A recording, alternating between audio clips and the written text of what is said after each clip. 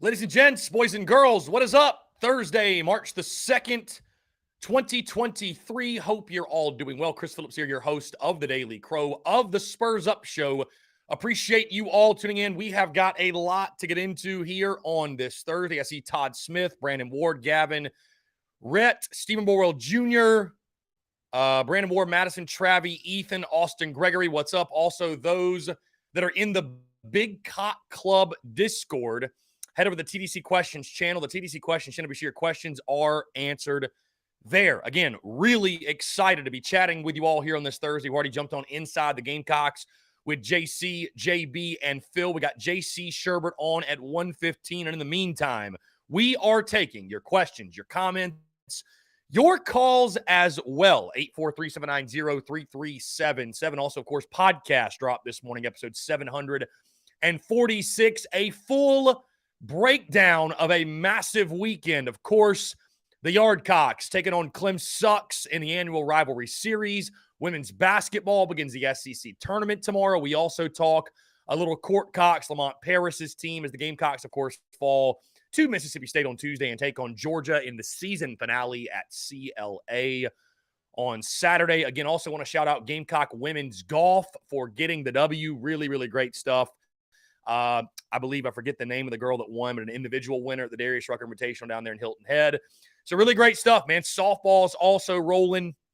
Feels good to be good if you're wearing the garnet and black. I see Noah Johns, John Eber. What's up, Todd Smith? Beamer had a press conference, Todd Smith. Beamer had a press conference at 11:15. I think that is over. But he did have a presser just sort of previewing the start of spring practice. We'll get into some of his comments in just a second. Stephanie Lee, what's going on? Also, guys, let me tell you, of course, TDC brought to you by our friends over at Prize Picks. Go down the Prize Picks app or go to prizepicks.com. And when you do, use the promo code TSUS to receive a 100% instant deposit match up to $100. Guys, you can play anything and everything with our friends over at Prize Picks. College sports, pro sports. Of course, March Madness is here, and you want to be in excuse me, on the action with our friends at Prize Picks. Not just spreads, not just totals, not just futures, but all the different prop plays that you can get into. So again, that's our friends at Prize Picks. Go download the app or go to prizepicks.com. And when you do, use that promo code TSUS to receive a 100% instant deposit match up to $100. Be sure to check them out and tell them that Chris from the Spurs Up Show sent you. John Edward, I see your comment. And yeah, I think that's probably the biggest news from the press conference. Shane Beamer updating many things ahead of the start of spring ball. He, of course, updated the status of the 3 Gamecock football players that have been suspended since, what was it? Was that in December? I think that happened. Or was that in early January? Actually, that was early January. My bad. That was January. I'm getting my dates mixed up. I'm getting my months mixed up here. Anyways, a couple months ago, Anthony Rose, Montague Rames, and Cameron Upshaw. Shane Beamer updating they are still suspended. They are still not a part of the team. Beamer says he does not anticipate any of the 3 being back with the Gamecocks football team at any point in the near future. So I feel like that's saying without saying their time at the University of South Carolina, at least on the Gamecocks football team, is done. So it does indeed sound like, again, I don't want to draw conclusions necessarily because you never know. You never know. Maybe this works out. Maybe some good news comes out in the future. But as of right now, guys, I just, if you're a Gamecock fan, which of course you are if you tune into this show, I would not expect any of those 3 players to be suiting up anytime soon. I would be moving forward with the assumption that those 3 players are no longer a part of Gamecocks football. And, you know, it's a shame because I think we had high hopes for all 3. I think we had high expectations for all 3. But, you know, Shane Beamer even mentioning that it's out of his hands. It's a university issue now, and there's nothing that they can really do. So, you know, you wish them nothing but the best, and you hope it works out for them. And it's a shame because, again, they're kids, and it's a hard lesson to learn. But it sounds like it's unfortunately one that they will indeed have to learn. It's a shame. Indeed, Trevor, it's a shame. But again, we're taking your questions, comments, calls, guys. It's game day eve. Yardcocks taking on Clem Sucks in a 3-game series. Of course, tomorrow night, which good news on the weather front. taking a look at the weather, and I posted the screenshot this morning, and I will take a look right now to give you the most up-to-date look at the weather. It is raining in Clem-Sucks today, right? It's raining there today. Going to rain all day tomorrow as well. Going to rain all day tomorrow. But taking a look at tomorrow and the hourly forecast, if I can get through the thousands of ads that weather.com puts you through. Yeah, going to rain all day today. You look at tomorrow.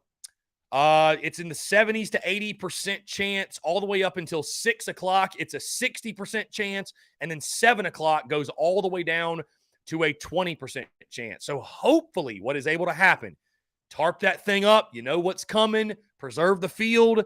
And around 6:30, 7 o'clock or so tomorrow night, they can get the field ready, and maybe we have first pitch by 8 o'clock. So would not be surprised if it's a later than anticipated first pitch. But, hey, game on. Let's play it. Let's do it. So I would expect there to be baseball tomorrow night. I know many of you have been asking about that with the weather, stuff like that. But I would expect there to be baseball. I would expect there to be baseball. Travis says, I thought Anthony Rose was especially highly touted, and Rames wasn't Rames from Sumter.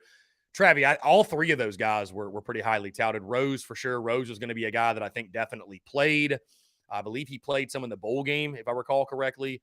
But, yeah, Montague Rames, I believe, was from something. But, Travi, it's a shame. It sucks.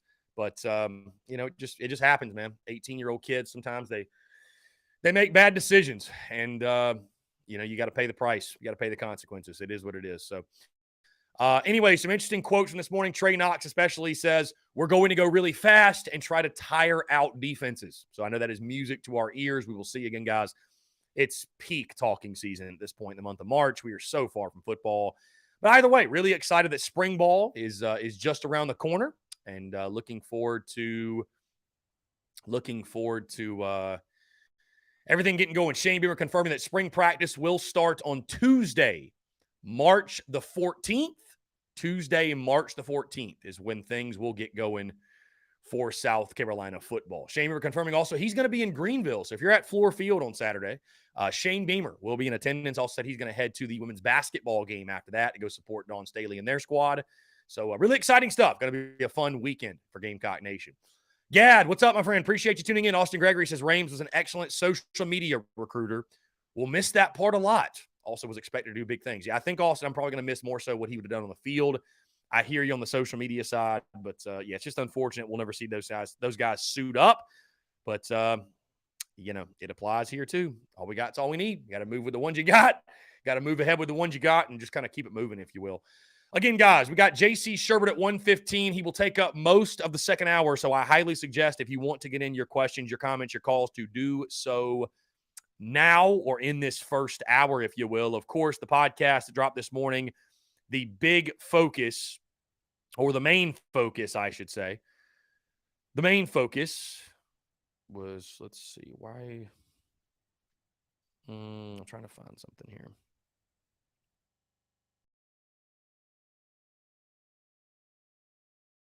It looks like I no longer have Do Not Disturb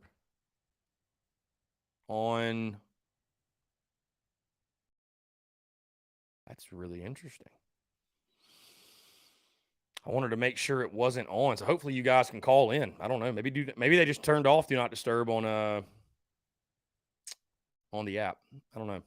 Anyways, guys, the big area of focus, of course, South Carolina. Clem-Sucks this weekend, and my pick is well documented. I'm taking the Yardcocks to take 2 of 3 this weekend. And as expected, I've gotten some pushback. Chris, the Gamecocks are going to sweep. And let me make it very clear.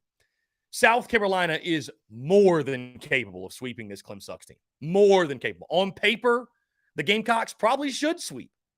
I mean, you look at the advantage. You go down the list. If you're checking off boxes, where do the Tigers have the advantage? Not on the bump. Not offensively. I wouldn't even say defensively. I can't name one area where Clem-Sucks has a clear advantage. The reason I'm picking the Tigers to take a game, and I mentioned this yesterday, desperate teams can be dangerous teams. And I look at Clem-Sucks right now, losers of 4 in a row. down and out. Their own fan base is already mailing in on the season. We'll be lucky to win a game. You know this Clem Sucks ball club is going to give the Gamecocks their best shot. That goes without saying. I mean, this rivalry, throw away the records, guys. It's going to be 3 intense ball games. I think everyone should prepare themselves for that. But I think you will get the Tigers' best shot. I think Eric Bakich on the Clem Sucks side, I think he's a really, really good coach. I gave them a lot of credit for hiring him, pulling him from Michigan, if you will. Obviously, he's got ties to Clem Sucks, but I thought that was a great hire. I think he's going to do great things there. So I think even with the roster they have, they lack star power, right, on the bump and swinging the stick. Got a couple nice offensive pieces, but as a whole, they really lack that star power that I think the Gamecocks possess. But it would not surprise me to see the Tigers take a game. Which game? I don't know. I think it's a bold pick, right? Because which starting pitcher do you pick against? Which Gamecock starter do you pick to lose? But again, a desperate team is a dangerous team.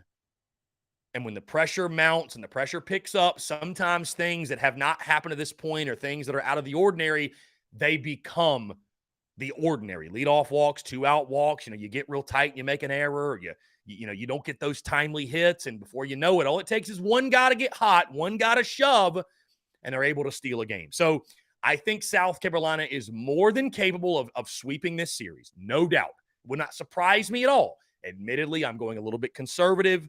Because of the competitiveness of the rivalry, I'm taking the Tigers to take a game, but I do think the Gamecocks take 2 of 3. I do think they take 2 of 3. So that is my pick. Again, I've gotten a lot of pushback. Get the brooms out and trust me, guys. We're doing live streams for all 3 games. South Carolina wins those first 2. And I'll tell you this, South Carolina wins those first 2, they're winning Sunday. There's just no way Clem Sucks is coming into Founders Park and winning. I mean, absolutely no way. There's absolutely no way. So you win those first 2, I think you've got the series sweep. I really do. And we'll have the broom in studio. If that happens, we'll have the broom in studio. For sure. No doubt. No doubt. But it would not surprise me, man. I mean, Gamecocks are 9. It almost feels too easy. Like the pick feels too easy. You know what I mean? Like to just say, because this is a game that's not played on paper. Baseball, you have to expect the unexpected. And so nobody's expecting Clem Sucks to compete, to win a game, to do anything. It just would not surprise me to see them steal one. And for South Carolina, maybe leaving runners in scoring position. Maybe it shows itself and it hurts you. Or maybe one of your starters has an off day, or some of your bullpen guys are out of the ordinary and they're having trouble finding the zone and can't, aren't as efficient and as sharp as what they've done. I'm not saying, obviously I want to see the sweep, but it would not surprise me if that happened. Baseball is a crazy game, guys. I know many of you that love it, that follow it, that watch it. We all know that. We all know it's a crazy game. So anyways, guys, we'd love to hear your thoughts on it. 843-790-3377. That's 843-790-3377. Let's see. Again, Shane Beamer updating the status of the 3 players that are suspended, and it does not sound good. It does not sound good. Let's just put it at that. He says, still not a part of our team, still suspended. This is a direct quote. Still not part of our team, still suspended. That's a university issue as well. None of the 3 are currently with us, and don't anticipate any of them being back with us at any point in the near future. So, it's unfortunate, but I would not hold your breath in regards to those 3 guys being a part of your football team. So, anyways, love to hear you guys' thoughts. 843-790-3377. Jacob E. Does Evan Stone get the start at center this weekend? At the moment, he's nearly a guaranteed out at the dish. I think that'll be interesting, Jacob. Do they go with Tippett? Do they go with Stone? Do they go with Brewer? Yeah, I mean, I'm not, I'll just say this. Mark Kingston made the point early in the season.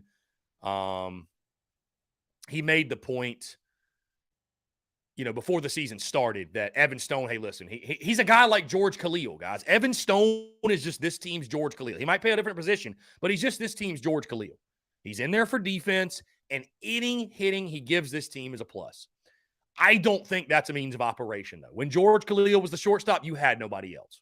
You had nobody else that could play that position as effectively as he could. That's not the case with Evan Stone in the outfield. Will Tippett can man the outfield. Will Tippett can play outfield. Me personally, I'm rolling with Tippett and a young guy with upside versus Evan Stone, who, again, guys, I mean, I heard in the preseason he didn't get a hit. So, you know, your defense is great. We love the defense. He's made some great plays early on. I'm not saying Evan Stone shouldn't get opportunities or get another shot out there, but it's just you need a guy that's not a consistent out. Like, that's not, you know what I mean? It's you put a value on offense. You put a value on offense. I just don't think you should be operating as, you know, oh, it's fine just having an automatic out in the 9 hole. So we'll see how they play it. Ethan says, need a consistent leadoff hitter. I think Petry needs to be moved up in the lineup to clean up for 5th. The way he's been swinging it. Yeah, Ethan, Mark Kingston spoke on that and just say, you know, you don't want to move the freshman up too quick. You know what I'm saying? You don't want to move him up too fast, too quick, if you will. But certainly you're going to find Petry very – I would not be surprised with this weekend finding Petry in the 5 hole, 6 hole, like you mentioned. So, yeah, he's been incredible early on. Been absolutely incredible. Austin Gregory says, not sure what others took from it, but in Shane Beamer's presser, I felt as though he was a fan of shortening the game when asked. I was curious to hear a coach's perspective, still not a fan of it. You know, I don't know. I think Beamer, yeah, it definitely sounded like he was a fan of it, shortening the game. I mean, I think there are ways, I wonder if he'd be a fan of like every single rule change that they proposed. But am I a fan of being more efficient with our time in regards to the length of the games? Yeah, for sure. I mean, that's fine with me. You know, there's definitely some unnecessary stoppages in gameplay. There's definitely some unnecessary stoppages in gameplay. Now, some of the rule changes are absurd. Starting the clock after an incompletion, first downs, like leave that alone. You know, but there's some dead time in the game that I think they could certainly cut out. Babes and Waves. Yeah, the Beamer presser was at 11:15. So it is over. It is over. So if you missed it, though, we posted a bunch of quotes on social media. We'll be posting a bunch of stuff on social media from the presser. But, yeah. So the big news, Babes and Waves, again, coming in the status of the 3 suspended players, Montague Rames, Cameron Upshaw, and Anthony Rose. I would not expect those guys back at any point. Shane Beamer saying this, by the way, quote, by no means have we arrived. The challenge for us is going from 6 regular season wins to 8 regular season wins. And now the challenge, and it's a big challenge, is to take that next step. And it's continuing to do the things, to take the things we've done really, really well, do them better than we've done, and continue in every area to not get complacent and move forward, players, coaches, and staff. Love that. Love that.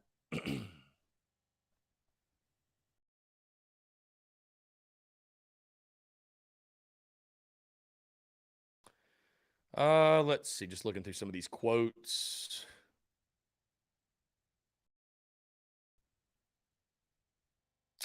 Yeah, let's see. So on proposed rule changes, shortening games, he said, quote, I'm all for what continues to make Williams-Brice Stadium such an unbelievable fan experience on a Saturday because it's already elite. We don't want to lose that.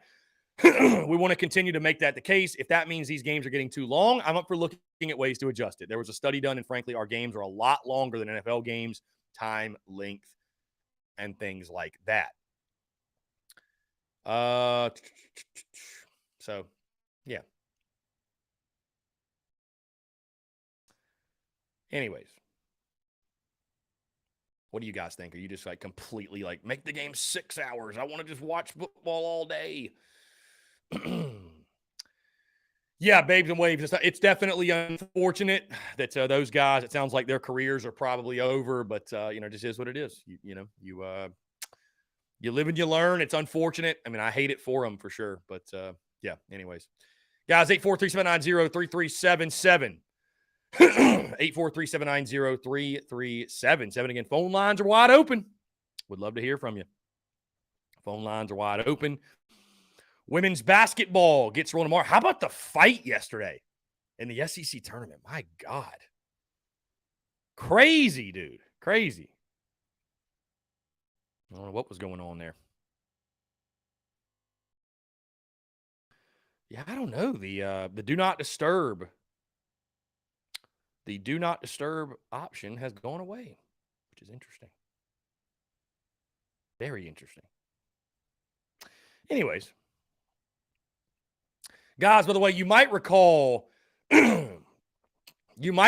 yesterday, Babes and Waves, I did not post a clip of the fight, but I think SEC Network did.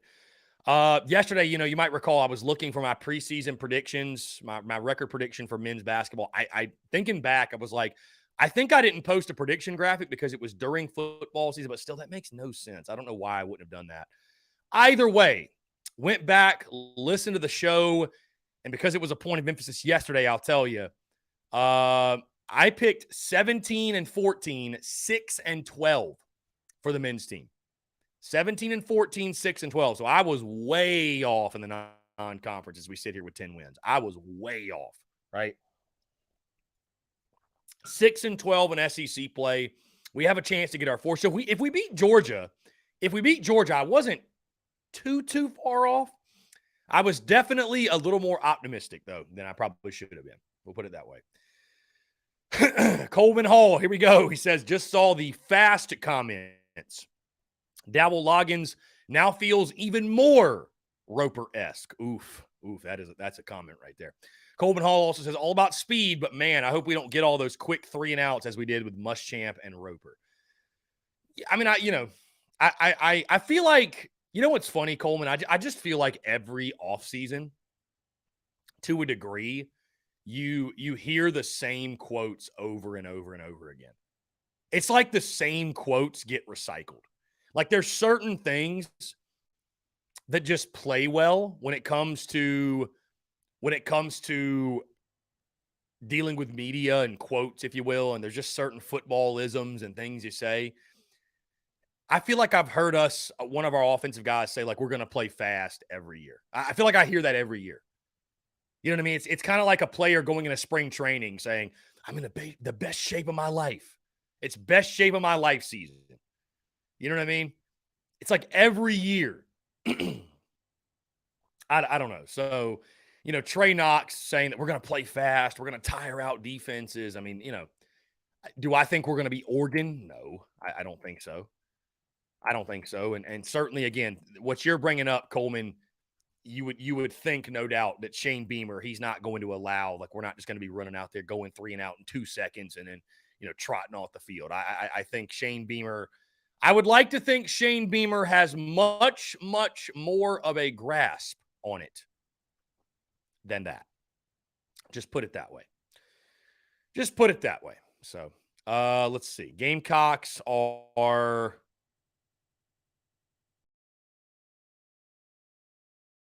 at shoot-around right now in Greenville.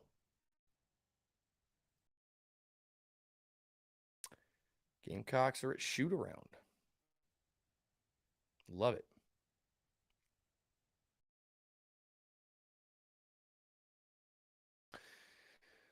Let's see. Coleman. No, here you go. Babes and Waves, I saw your post of the fight with the old heads at the South Carolina-Bama game. That was entertaining. Dude, you want to know how entertaining it was? Hold on one second. It's crazy. It's crazy that, like, people want to see fights and stuff like that. Dude, that content, 210,000 views on TikTok. 210,000. 210,000. Crazy, bro. Crazy. Absolutely crazy. Why do people love seeing that stuff?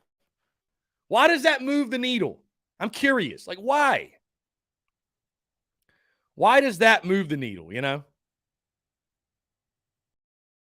don't know. Weird. Anyways, let's see. Coleman's bringing the heat today. I love it. Red flags galore with Dowell. You're about to summon Luke RJ, I think, with some of these comments. Red flags galore with Dowell. Unless we can push the ball down the field, actually drive it, and not just little lob wedge chips, there's no reason to, quote-unquote, go fast and all that jazz. He also says, given Beamer's allowance for stupidity with Sat, I don't think Shane will hold the reins on Dowell. Whether it's a lack of knowledge or being too trustworthy with his OC guys, Shane's teams have put out crap offensive product in terms of schemes and stats. How about it? Let's jump to the phone lines. Call from Hunter. Hunter, what's up, man? How are you? I'm good, man. What about you? I'm doing fantastic. Appreciate you asking. What's up, man? So what does Brad Crawford have a thing about South Carolina? Like, why do you project us to go into Minnesota playing the ball? I mean, so you said, why does Brad Crawford have a what against South Carolina? Yeah, I should have said it that way. Sorry about that. I mean, I don't think Brad has anything against South Carolina. I mean, I think that, you know, in that bowl, I think he would have been picking us to go 8-4, probably an 8-win team. So, I mean, listen, it's way too early predictions. Brad makes projections. He's in the content business. He's in the college football business. And right now, the only college football content, my guy, is way too early content. I always get a laugh out of the people that get so butthurt over the way too early stuff. And they're like, why are you doing this? It's like, would you rather people that cover college football just go radio silent from January to July? You really don't want that, right? Like, if you're only talking college football, I mean, there's only so many things in this time of year to discuss. There's only so many things, right? I mean, listen, you might think that a guy on the Gamecocks football team changing his numbers a big storyline, but I'm here to tell you, outside of the diehards, it's not. It's not. So when a guy like Brad Crawford is covering college football nationally, hey, preseason bowl projections, that's something that's notable. That's something that moves the needle. And it's proven true by the people who lose their collective shit across social media. So I will say this, Brad Crawford, Hunter, in case you didn't know, Brad Crawford is a Gamecock by trade. Brad Crawford's a Gamecock. He covers college football nationally. But Brad Crawford, I know Brad very well. Friend of mine, father's a diehard Gamecock. But Brad, like myself, but Brad even more so because he's covering college football nationally. You know, he doesn't wear garnet glasses. Far from it. He takes all of the fandom out, right? He takes all of it out because how foolish and how silly and how ridiculous would it be if he was covering college football nationally with a Gamecocks slant and a Gamecocks bias? So he picked South Carolina to go to the ReliaQuest Bowl, which in turn would be the Outback Bowl. That's what it is, right? It's the old Outback Bowl, which, I mean, would mean we're an 8 or maybe even a 9-win team. So you tell me if that's unfair projections. Yeah, no, I mean, that makes a lot of sense. I mean, yeah, it just seems like a lot of people on mostly Facebook, like you said, they like to lose their shit all the time. So I think they do. And here's another news flash, Hunter. Nobody's going to be picking South Carolina to win the SEC East. Nobody's going to be picking the Gamecocks to go to the playoff. Nobody's going to be picking the Gamecocks to win 10 games. Nobody is going to be doing it. So if you attack it with that attitude all off season, I'm here to tell you, my friend, you're going to be very upset. Hey, guess what? When the SEC Media Days stuff happens, guess who's going to get picked to finish second in the East? Probably not South Carolina. I bet you it's going to be Tennessee. No. I'd be willing to bet money on it that it's going to be Tennessee. So go ahead and get ready. Go ahead and get ready to be butthurt because it's going to happen. I'm here to tell you. Yeah, without doubt. You still there? I'm here. Yes, I'm here. Okay. Sorry about that. You got a little quiet. I thought it was my service. No, so about what I guess like what Shane Beamer said was that the offense should be a little bit more tempo. You know, a little bit faster. So that's going to be the same thing that happened with that's basically what that is with when we played Tennessee last year. You would hope so. I mean, I think they're going to take a lot from those last two games and try to copy paste. Why wouldn't you? Right? It worked out really well. Yeah. I will say this though, and maybe it's blasphemous because you know these quotes and these comments at this time of year and over the summer and the preseason. I mean, you know, talking season's a huge part of content, right? And I do it and whatever. But I've really learned to take all these comments with a grain of salt because, man, everything Marcus Satterfield said was gold too. And last year he was saying we didn't bring in Spencer Rattler to hand the football off. We're going to throw it and we're going to do this and bro, we were trash. I mean, I just, you know what I mean? I'm just like, hey, we're going to play fast. We're going to do that. Like, it all sounds good and that's great and it's what you should be saying. And trust me, it excites me. It excites me, but I mean, I need to see it on the field. Kurt Roper sounded great at the press conference. Marcus Satterfield said some good things. Like, you know, right. So, I mean, you know, you like to hear what Trey Knox said, but I would say this. I thought something that was interesting Shane Beamer said is that, you know, some people may think they're just going to completely ditch what they did last year. We're not even going to remotely do anything we did a season ago. No, he actually said, like, we're going to pull things we did from last year. Like, we're going to do things we did last year.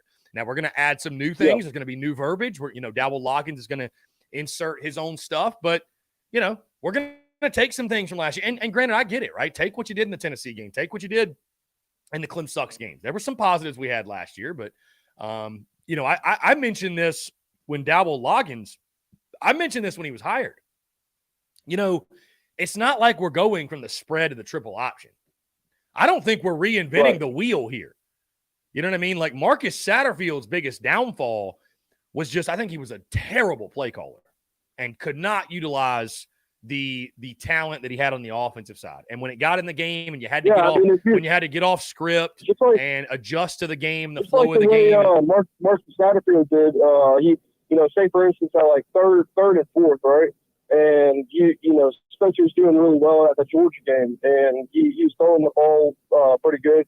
And then he brings in Kerryon Joyner at third and fourth when, you know, he was throwing pretty good balls. Why would you bring Kerryon Joyner at third and fourth? Like, I get why you want to run him, especially at a Georgia game. Yeah. I mean, that Georgia game, that was one of the probably the worst play calls of the season. Yeah, it was ridiculous. That was absurd. Yeah. That was absurd for sure. But I mean, you know, again, though, to my point, like I don't think we're going to reinvent the offense. I think we're still going to be pretty similar in regards to scheme and all of that.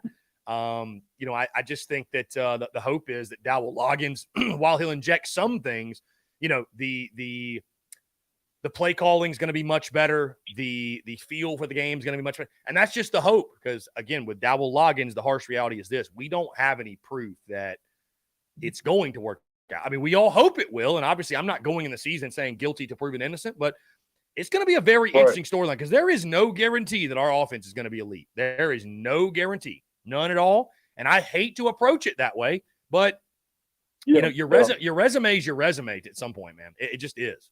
So it shows. Yeah. So, I mean, we'll see. We'll see. I mean, I'm hopeful for sure. And I think there's no excuse and there will be no grace period. You know, people will expect that offense to click from the jump. When you got Spencer Rattler and Juice back, people are going to expect that offense to click immediately. So we're going to find out real quick what Dowell Loggins has got. Oh, yeah. Yeah, without a doubt. That's all I needed, man. I appreciate it. Hey, I appreciate it, Hunter. Thank you so much for the call. Yeah, man. Great stuff. Great stuff from our friend Hunter Kelly, 843-790-3377 here on this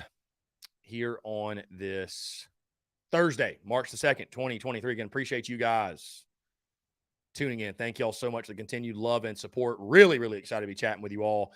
Let's see. Jesse Jacobs, Chris, when he gets around. Yeah, I mean, it's whatever. But sometimes I get on a roll and I feel like I'm making a point and then it's like, damn, dude, let me finish. Coleman Hall, our OC change is analogous to going from a ham and Swiss sandwich to a ham and pepper jack sandwich. Coleman, you're making me hungry, dog. Chill. You're making me hungry. Now, I get what you're saying.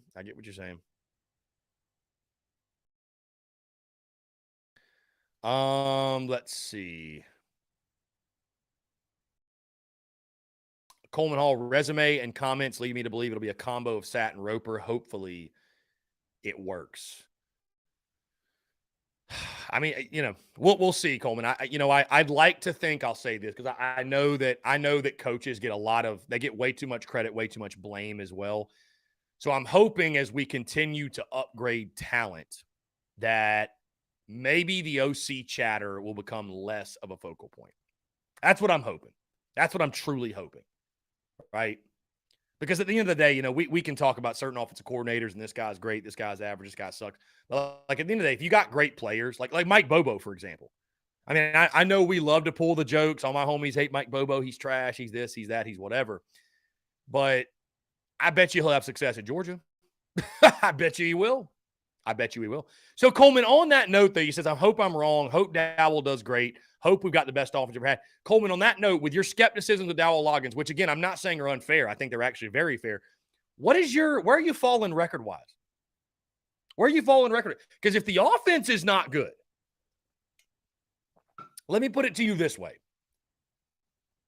If you want to know a path to 6-6 for South Carolina football this year, if the offense is not good, again, this team will go 6-6. Because the defense, I think, guys, I mean, I hate to say it. I think the defense, and I could be dead wrong, but I think the defense is going to take a step back. I do. And I'm not saying a major step back, but I think this defense is going to be, it's not going to be an elite dominant defense. Like I think we have real issues stopping the run. We've got a new look secondary, and I know you got some nice pieces in Eamon Worry and DQ Smith and Marcellus Dial. But guys, anytime you lose a duo like a Darius Rush and a Cam Smith, I think you're going to feel. I think you're going to feel the effects of that. I do. I think you're going to feel the effects of that. So, I think you're going to need to score to win. I think you're going to need to score to win. I really do. So if the offense gets off to a sluggish start, I mean, listen, I could definitely see you losing to UNC, losing to Georgia. I could see you losing to Mississippi State. I could definitely see you losing to Tennessee. I mean, you could realistically start 1-4. You could if the offense is not there. Will Core, believe it or not, the run defense I think actually could get worse. Believe it or not, I think it could. And I'm not sitting here trying to be find some joy. Like I'm not trying to be doom and gloom here, but I think there's real questions on the defensive side, man.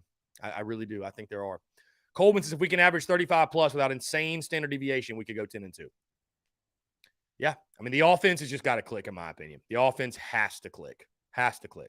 So, and it should click. And I mean, it should.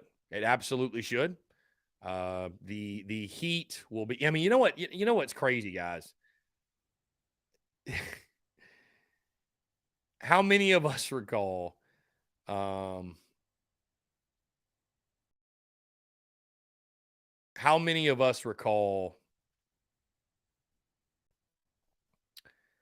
the week after the Florida blowout? People were questioning Beamer and this, that, whatever with the program and all that. Wow. How much things can change. Just 2 games. 2 games can change the entire narrative. 2 games can change the entire narrative. Truly, truly.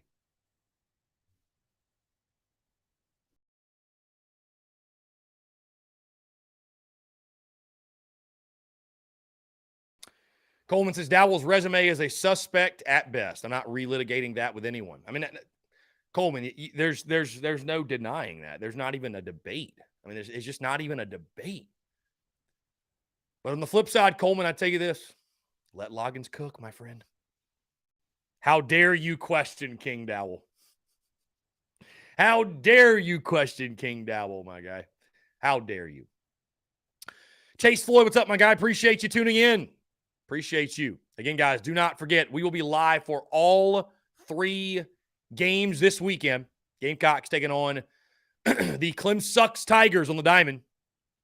First pitch slated for 6 o'clock tomorrow night, 1 o'clock on Saturday, 1:30 on Sunday. Of course, tomorrow night may be delayed. So if it is, we'll go live whenever first pitch happens. Looking forward to it. I think it's going to be a lot of fun. Guys, we're going to go ahead and jump into our first break. The show is flying by today. Going to jump in our first break. On the other side, I want to continue to hear from you. More your questions, comments, calls, and more. You're tuned in to the Daily Crow.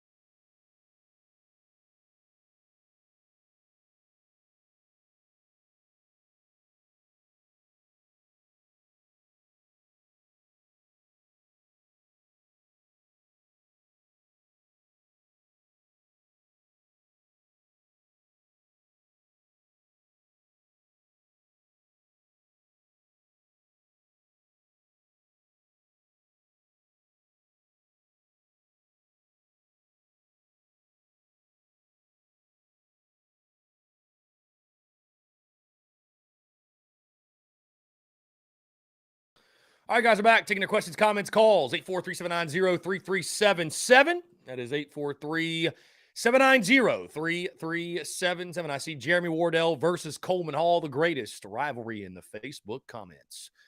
Jeremy Wardell says, why did he keep getting hired? Coleman, have you ever heard of falling upward?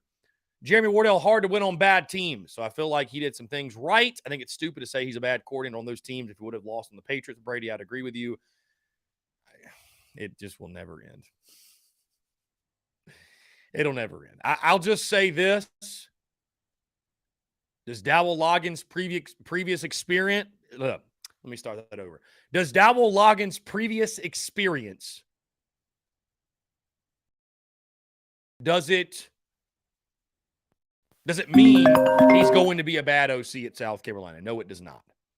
Does it make me feel more confident he's going to be a good one, though? Not necessarily. So it's literally just a wait and see. We have no idea. Let's jump to the phone lines. Call from Robbie Davis, Zaxby's Hall of Famer. Robbie Davis, what's up, man? How are you? I'm doing fantastic. First things first, to get this out of the way, okay? Today is Marion R's birthday. So happy birthday to Marion R 26. Happy birthday, Marion R 26, indeed. Happy birthday, Marion R 26. But I thought about this for a long while yesterday, and to be honest, I know I originally picked this to sweep. I'm tempted to just do this. We'll win 2 out of 3. We'll definitely win tomorrow. I think we'll win tomorrow, lose on Saturday, and take care of business in Cola. That's fair. Because like you said, they're licking their wounds and they're desperate, right? They're desperate. At this point, they'll do whatever it takes to win, okay? But I don't see us losing in Cola on Sunday. I could see us losing Saturday, but I definitely don't see us losing Friday with who we got pitching Friday. Yeah, I mean, I'll say this. I know I've caught a lot of backlash, or not backlash, but just some pushback today for not picking the sweep. And I want to make it very clear. I without a doubt could see us getting the sweep. I mean, there's just no question. I think that it's very feasible to think that all 3 of our starting pitchers are going to give us great performances. Our bullpen is deep. It's as solid as it's been in quite some time. It's been in a while. Yeah, as it's been in quite a while. And I think offensively, you saw UCF beat up on their pitching staff. So again, I say all that to say I think we're more than capable of getting the sweep. But I think the reason I went 2 of 3 is just, again, the whole rivalry series aspect. And Clemson, again, that Clemson sucks, will be desperate. They'll be fighting tooth and nail. And, so it wouldn't shock me if they stole a game. Will I enter any of the 3 games expecting South Carolina to lose? No. I think the Gamecocks are better. I think the Gamecocks should probably sweep, to be honest with you. So right. I'd love to be wrong in that aspect, and we get the job done, get it done. But it just, I don't know, man. It just would not shock me. There's something in my gut that tells me that, this is going to be a much more competitive series than we're giving it credit to right now. I mean, and like you've said all week, this is probably one of the best rivalries in college. It probably is the best rivalry in college baseball, okay? There is storied history with both of these programs, right? Of course, South Carolina has had the better success, but there's still a lot of great success that team in the upstate has had, but not to the significance of South Carolina.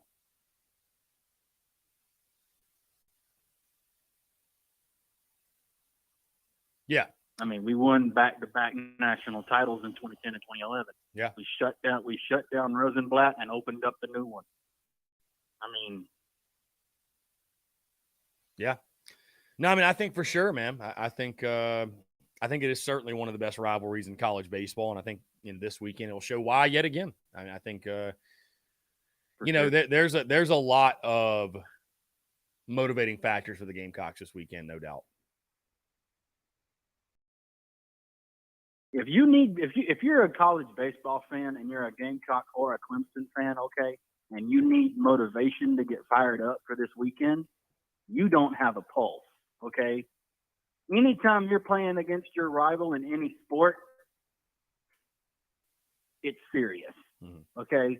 No matter if it's freaking croquet, badminton, I don't give a hoot, okay? Whenever you're playing your rival, it matters.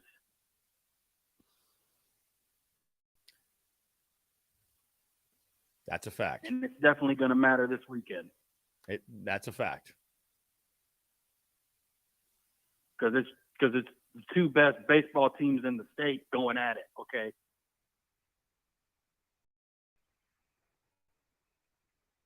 The two best college baseball teams in the state are going at it this weekend, and someone's got to win and someone's got to lose. I'm just hoping that we're on the winning side and not the losing side this weekend. Yeah, Robbie. The only place I disagree with you, I don't think Clemson's the best. I don't think Clemson is the second best team in the state this year. I mean, they just lost to USC Upstate. I think Coastal probably beat them. That's right. I forgot. College of that. Charleston Yeah. might beat them. I think there's I think the Citadel could maybe take on Clemson. Yeah, I forgot about that. I forgot UCF beat them. I forgot about that. USC Upstate, but yeah, I get what you're saying. Yeah, yeah. I forgot that they got beat this past weekend. But anywho, it'll be a great weekend either way. I mean, you get to watch some great baseball. It's going to be interesting. And then Friday, tomorrow, the girls are playing in the quarterfinals for the conference tournament. So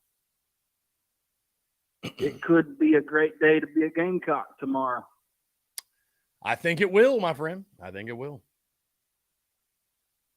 But I got the girls winning. By the way, I'm so confident. I'm not even going to give you the score, okay? But I'm telling you, we're going to win. We're going to take care of the girls. Are going to take care of business and hoist the trophy at the end of the tournament. They're going to take care of business. They're on a mission, okay? They're going to take care of business. But I'm so confident. I'm not even going to give you the score, okay? Not even gonna. And if Dale's listening, okay, if he's just curious, I had pizza rolls for lunch.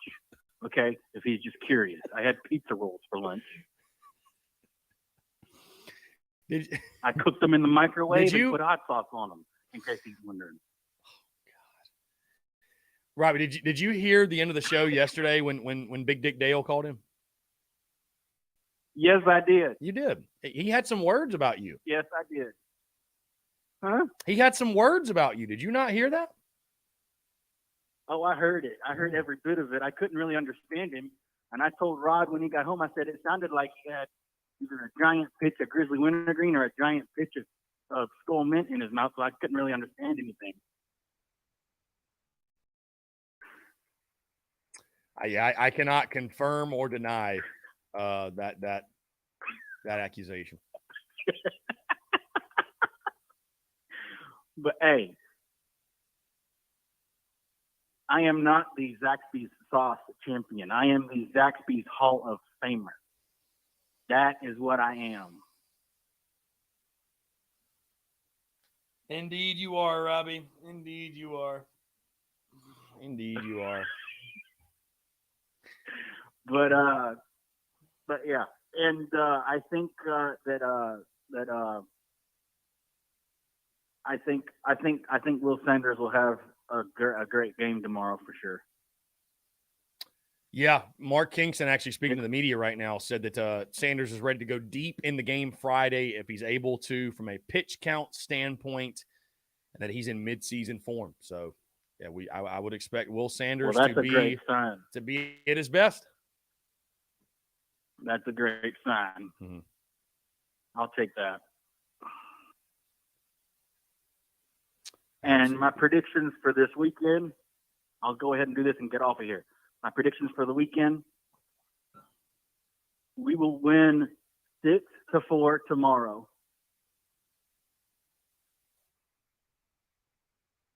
4-3 Clemson Saturday. And then Sunday we close the door and beat the bricks off of Clemson. I think we'll win 7-4 on Sunday. Okay. I got it documented. 6-4, 4-3, 7-4 with Clem Sucks getting game 2. All right. Sounds good. Well, Robbie, I'm looking forward to it, man. I'm sure I'll hear from you tomorrow. Going to be a fun weekend for sure, man. Lot of excitement. For sure. Absolutely, man. Absolutely. Go Gamecocks, and I will talk to you tomorrow. Robbie, you're the man. I appreciate you. Have a good one. Take care. You too, buddy. All right, man. Great stuff from Robbie Davis. Austin Greer says he gives a different prediction every day. Pizza rolls with hot sauce. I'm good on that, man. I'm good on that. Anyways, guys, phone lines continue to be open, 843-790-3370. So we will take one more break before JC joins us at 1:15. That'll happen about 1:10 or so. Just to give you guys an update, give you guys an idea. Let me hold on 1 second. Forgot to close the door when I came in here. Messes with the lighting, as I'm sure you can probably now tell. Messes with the lighting when you don't have the door shut. There we go.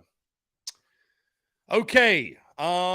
Anyways, guys, would love to continue to hear from you. A really exciting weekend upcoming, no doubt. Gamecocks taking on Clem Sucks and the Diamond.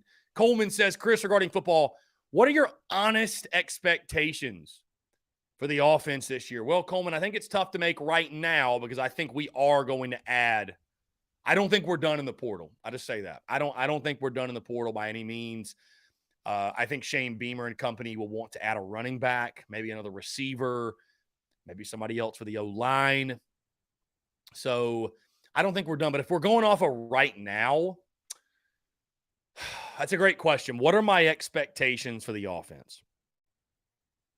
I'll put it this way. You take a game like the Missouri game. I'm not even going to mention Florida because that was just an abysmal, the worst possible performance ever. A game like Mizzou, where the offense was stagnant. I mean, stagnant being pretty kind. Will it be that porous? No. Right? For 10 games, this offense wasn't good. For the most part, wasn't good. And then we saw it in the final 2 regular season games. Offensive explosion. Is it going to be that good? No. I think it's unrealistic to think the Gamecocks are going to be that good offensively. The truth will lie somewhere in the middle. I think we'll average around 30 points per game, right? Maybe we'll hit 30. Maybe we'll hit 30. You need to be at that 30-point per game mark. So, Austin Greer, you expect to add more players and won't give any expectations, but expect us to play a real game against the FCS school in 3 weeks. Well, Austin, it would be an exhibition for one. I think I don't know if you're like misunderstanding, like it would not count. But it would be a real game, but it would be an exhibition. And I just gave you some expectations. So, and also, I mean, Austin, a lot of people are going to add more players. I mean, Nicholas Harbor is not going to get here till the summer. So, I mean, I still like, I don't really think you've posed any good argument as to why like a scrimmage like that or an exhibition wouldn't be fun. Like, I don't think you've posed any real argument as to why it would be a bad idea. Any at all. I don't think it's going to happen, to your point. Like, I don't think we're ever going to see that, but I think it'd be fun. But again, spring games aren't about fun. They're about figuring out your team and running through drills. And I get it. I get it. You know, it's all good. It's fine. I'm not saying spring games are broken and need to be fixed, but that'd be cool. Even if it was an exhibition of like the young guys, because Spencer Rattler probably wouldn't play. Like your starters probably wouldn't play. They don't play in the spring game anyways. I'd love to watch our 2s and our 3s go up against Austin Greer. It's not safe. My boy, football is not safe. My guy, football is not safe. What do you mean? Like, driving a car is not safe. You don't play football because it's safe. It ain't safe. It's never safe. Practice isn't safe. But hey, to your point, if you want to do the 7-on-7 thing, I think that'd be cool. A 7-on-7 competition, that'd be fun. That'd be fun. Well, Austin, again, it would be replacing the spring game after 15 practices. Call So, from John Edwards. here we go. John Edward, what's up, man? How are you? Good, how are you, bro? I'm doing great, man. What's up? No, I just want to give my. I've been actually thinking about it all week. The series against Clemson this weekend, Mhm. and this is what I've got. And I just because I'm not even copying papers, just what I thought of all week. So I've also got us taking 2 or 3, but in this order: win tomorrow in Clemson, losing Greenville Saturday, and then you, like Robbie said, you close the series out with a win in Columbia on Sunday. Okay, that's fair. Yeah, That's just I think that's fair. I don't know why I think that, but I think you get both wins at the team sites, if that makes sense, and then you lose the neutral site game. And I don't think you said which starting pitcher you're picking us to lose out of Sanders, Hall, and Mahoney. This is what I think. If you lose the game on Saturday in Greenville, which would be Noah Hall's turn, I don't think he would necessarily get the loss on his stat line. Mhm. It would be for somebody else. Like Noah Hall could pitch good, but then you give up a couple runs or whatever, and you lose the game that way. But he wouldn't give them up himself. Maybe I'm wrong, but No, I think that's Noah Hall could start the game. I think that's fair. I think that's fair. I Right. think it is. I think that's fair. Yeah. I think that's fair. Yeah, I don't think any of the stars are going to lose this weekend. But you could lose a game when Noah Hall starts, but he's not the one who loses the game. So, but I get what you're coming from. I just, Mhm. he probably won't get the loss if, maybe I'm wrong, but Yeah. No, I think all three are. yeah, no, I think that's fair. I think that's fair for sure. Yeah. I mean, I think all three are going to pitch pretty good. I mean, they've done nothing up till 2 weekends into the season to prove us wrong, but do we know who the closer is, or do we still working on that? I mean, I think right now Chris Veach has made a very strong case to be the guy. Isn't he the one that came from PC, Yes. Presbyterian? Yes. Had 2 saves Okay, last yeah, weekend. that's the one. Oh wow. Okay. Yeah, I knew he came in. It's just when you're keeping up with the game like I am on the stat, on the Gamecock website, keeping up with it that way. You got to really pay attention to see who's coming in, and I got to figure out all that this weekend. How I'm going to keep up with all 3 games with everything going on this weekend for me. With the ball I'm keeping up with, but yeah. So I mean, I got to be a freaking busy weekend. All I'm keeping up with, and these conferences wrapping up this weekend, and Yeah, that's what I'm going to do when I get home today. You watch ahead. all the sports, my guy. You watch it all. You're not just a Gamecock guy. You watch. It seems like you watch it all. Yeah, you used to be dude. I don't want to get through a long whole thing, but it's when I started watching the NCAA tournament, before the tournament started, the conference tournament, I only used to print out, I fill it out as it goes. I only used to print out the Power 5 ones, like the SEC, ACC, and Big 12 and 10, and the Pac-12. But who can get the cover of the Pac-12, but whatever, still Power 5 conference. I used to only do those 5. Mhm. But now it's I like printing them all out and see, because I like to see what smaller schools are getting in. Right. Just me personally. I got 'Cause, you. I mean, the big ones, the big schools, you know who's getting in and all that. But you like to see what other smaller, for me, I like to see what smaller schools are getting in. And who knows, we might, I think, I don't know. Clemson, I think, is on the outside currently. So was College of Charleston. But I think having College of Charleston on the outside right now is a bunch of BS. Can't punish College of Charleston for playing North Carolina, Virginia Tech, who are having down years. You can't punish them for that. Right. In my opinion. But anyway, yeah, I'm gonna get out of here, dude. But I want to give you my prediction for the series this weekend. John Everett, I do appreciate it, my friend. Looking forward to a fun weekend, no doubt. Yeah, me too, dude. With baseball and the women. Yeah, for sure. Lots going on. Let me add one more thing. Yeah. So you're saying we'll play in the winner of Arkansas, Missouri. And like you're gonna have to play Arkansas or Missouri either way. Right. And you know, with all the what bad history, the bad blood between us and Missouri, I'm not gonna say it. I wouldn't mind playing Missouri tomorrow.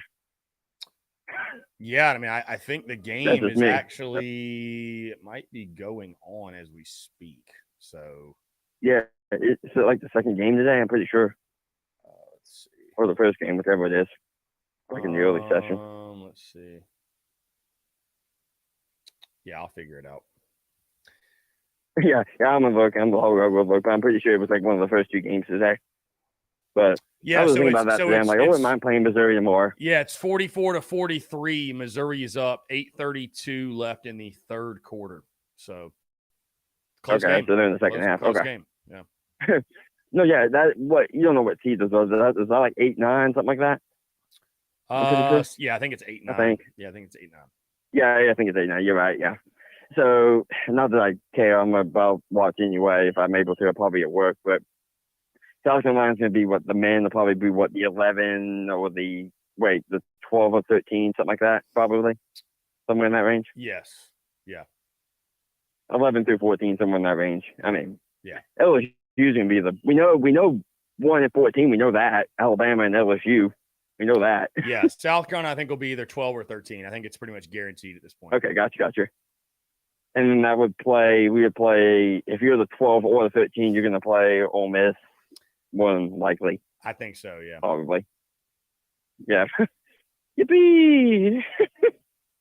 Oh, dude, like you said, that's mercifully coming to an end. We got 2 games left, because I'm counting 1 game of the SEC tournament. 1 in the regular season, you got 1 SEC tournament game coming. It's just hard to give them the benefit of the doubt, honestly. Yeah. Who knows? Maybe we can make a run. You never know. It's crazy. Craziness happens. Who knows? Yeah. I get it. I get craziness, but it's like it's just hard to give the team the benefit. I know it's first year of a new coach, but it's like we knew it was gonna be rough. You know, yeah. we knew it. Yeah, no, not this rough, but it's been a rough one for sure. It's been a hell of a season. Definitely. All right, dude. Yeah, all right, dude. Thanks for taking the call, and I'll talk to you some other time. Yeah, John Eber, you're the man. I appreciate you. Great stuff. See you, Chris. See you, bro. See you. Take care. Great stuff from John Eber, guys. We're about to jump into a break. One thing I wanted to mention, though, before we did, when you take a look at this series, and it's interesting, the Clem Sucks connection that the Gamecocks inevitably have right now, I thought it would be a much bigger storyline, right, over the summer last year when you hired Monty Lee after he was fired by that team in the Upstate. You brought in guys from their roster, Dylan Brewer, Ricky Williams, Jonathan French. In regards to the guys, Brewer, French, and Williams that I mentioned, I don't really know how much any of those guys are going to play. I mean, of course, unfortunately, Ricky Williams is out for the year with an injury. Dylan Brewer is just fighting for at-bats at this point. And Jonathan French, I think maybe you could see him in some pinch hit spots, but Cole Messina is going to start all 3 games behind the dish, and you're going to have Lee Croy probably at third. So I'm not sure really any of those 3 guys are going to make an impact, although we all know, guys, baseball is a crazy game, and sometimes it just has this poetic way of putting certain guys in certain situations and creating its own drama and its own moments, if you will. But Monty Lee, that's the one that's the dynamic I think is most interesting going in the weekend because, give Coach Lee credit. Yesterday, I thought he was very professional, approaching the media, talking with them about the weekend. Hey, it's just, business as usual, what have you. But this one's a big one for Monty Lee, man. It's a big one, right? And he's been on both sides of the rivalry. The difference is this. When he left South Carolina, he left South Carolina. And he left on good terms to go be a head coach, pursue that at College of Charleston. His tenure up there in the Upstate with the Tigers ended because they fired him. So I think you would be naive to think that Monty Lee does not want to stick it to Clem Sucks in all 3 games. Going to be a hell of a dynamic, and not that this rivalry needs any more juice on the diamond, but certainly it provides some extra in this one. Guys, again, I appreciate you all tuning in. Let's go ahead and jump into a break. On the other side, we got my good friend J.C. Sherbert of the Big Spur inside the Gamecocks. He will join us. All that and more. You're tuned in to the Daily Crow.